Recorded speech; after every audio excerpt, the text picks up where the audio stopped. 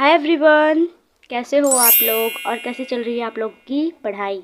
तो ये वीडियो उसके लिए काफ़ी हेल्पफुल होने वाला है जिन्होंने अभी तक या तो रिवीजन ही नहीं किया हुआ है या फिर थ्योरी का बैच से थ्योरी लिखते चले गए हैं, एक भी चैप्टर को अच्छे से नहीं पढ़ा है। तो 60 डे का प्लान है, अच्छे से आप लोग इसको देखो और फॉलो करो और 1-2 दिन लगेगा, आदत बन जाएगी तो आप इसको फॉलो कर पाओगे। सो मैं आज आपको अपने मोबाइल के स्क्रीन पे इसको समझाने वाली हूँ।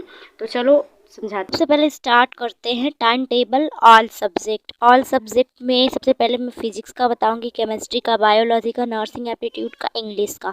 तो जैसा कि आप लोगों को तो सबसे पहले मैं आपको बायो का बताऊं तो बायो में है हमारे टोटल 32 चैप्टर, जिसमें जो हाई वेटेज चैप्टर है उसका मैंने ऑलरेडी वीडियो में बता रखा है। तो उसको आप देख के अगर आप हाई वेटेज चैप्टर ज़्यादा फोकस करोगे तो ज़्यादा अच्छा रहेगा। बाकी आपको पढ़ना सारा है, 32 चैप्टर है, उनको पूरा पढ़ना है।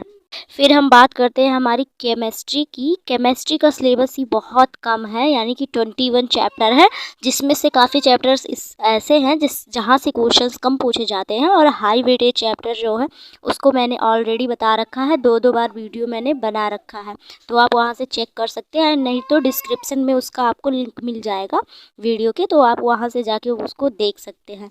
देन हम बात करते हैं, फिर हमारे फिजिक्स में है 28 चैप्टर।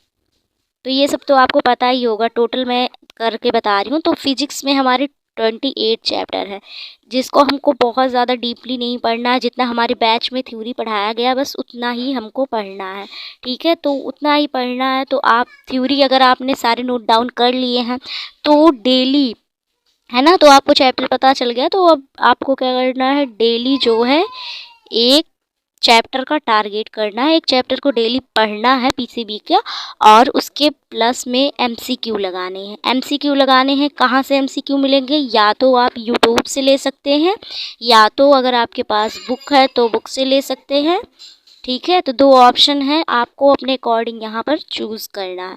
तो अगर चैप्टर छोटा छोटा है तो 2 चैप्टर भी आप ले सकते हो। वैसे एक चैप्टर का थ्योरी प्लस एमसीक्यू करो, ठीक है। अब मैं बताती हूँ आपको नर्सिंग एप्टीट्यूड और इंग्लिश का। तो नर्सिंग एप्टीट्यूड और इंग्लिश में नर्सिंग एप्टीट्यूड ओनली आप यूट्यूब से तैयार कर लो, क्योंकि नर्सिंग एप्टीट्यूड में ज़्यादा टफ क्वेश्चन नहीं पूछे जाते, सीधे माइंड बेस्ड क्वेश्चन पूछे जाते हैं। कि थ्योरी अगर आप बैच से पढ़ रहे हैं तो बैच के साथ साथ थ्योरी पढ़ो और आराम से एमसीक्यू की प्रैक्टिस करो यूट्यूब पे free of cost, Vijay education से अच्छे से करो। बहुत अच्छे से एक्सप्लेन करके सर बताते हैं, ठीक है। दिन में इसको बांट दो, 3 दिन इंग्लिश, 3 दिन नर्सिंग एप्टीट्यूड। देन जो पीसीबी है, पीसीबी को कंटिन्यू पढ़ो, एक एक चैप्टर का टारगेट बनाओ, थ्योरी प्लस एमसीक्यू यहाँ पर लगाओ। कहते हैं कि पढ़ना कब है, तो देखो आपका में नहीं पढ़ पाते होंगे तो या तो आप नाइट में पढ़ो या फिर आप मॉर्निंग में पढ़ो। बट जो मैंने बताया, पीसीबी डेली एक एक चैप्टर फास्ट पढ़ो, थ्योरी फास्ट पढ़ो, एक ही चैप्टर को लेकर बार बार मत बैठे रहो, थ्योरी को फास्ट पढ़ो प्लस उसके एमसीक्यू जितने बन सकते हैं उतने एमसीक्यू लगाओ।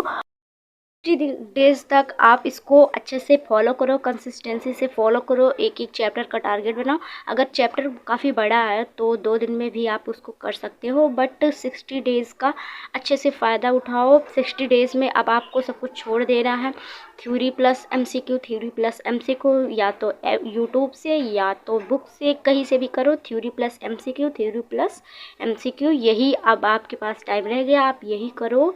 और मैंने जो बताया, आप जब पढ़ने में बैठते हो, यानी कि अगर आप बैच से हो तो आपको इवनिंग में टाइम मिलेगा, या फिर अगर आप इवनिंग में पढ़ते हो, मॉर्निंग मतलब इवनिंग में टाइम नहीं मिलता, मॉर्निंग में पढ़ते हो तो मॉर्निंग में पढ़ो।